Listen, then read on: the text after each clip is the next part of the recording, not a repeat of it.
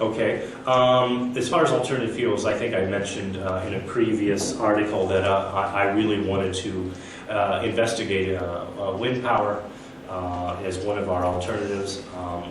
2 weeks after I mentioned that, they did make the big announcement that they were going up in Lafayette as well as the other side of the state.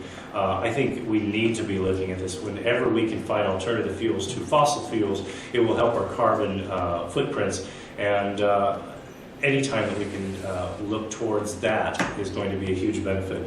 As far as ethanol and other alternative fuels of that nature, I think we really need to get some experts in here and make sure that the ethanol production is not only cost efficient, but that it is going in the right direction. Right now it costs 2 gallons of diesel to produce a gallon of ethanol. Boy, I don't know how that adds up in my brain to be efficient. So we need to really get some good experts in here and fix the problem. The investors in energy production in Indiana are really beginning to look at renewables.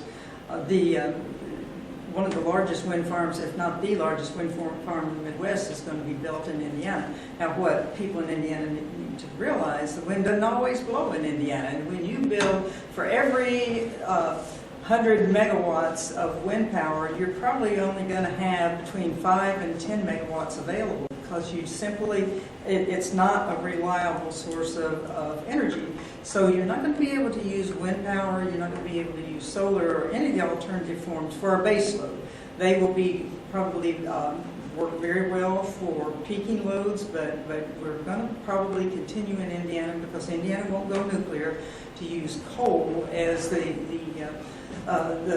feedstock for the baseload plants in Indiana. Now, clean coal technologies are really taking off. As I mentioned earlier, in Indiana we have lots of research going on at Purdue, which I think is good. The state's been very supportive of this.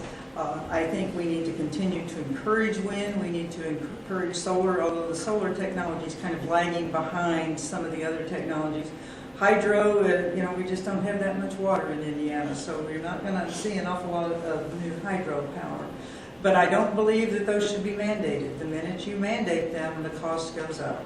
And so we see investors investing in that right now. I think that we need to let the market determine that, and that's what we're doing in Indiana. But reliability is extremely important. When you turn the light switch, or an industry turns on the power to equipment, they want to make sure that it's there. And they don't want to think, if the wind's not blowing today, we're not going to have power for our facility.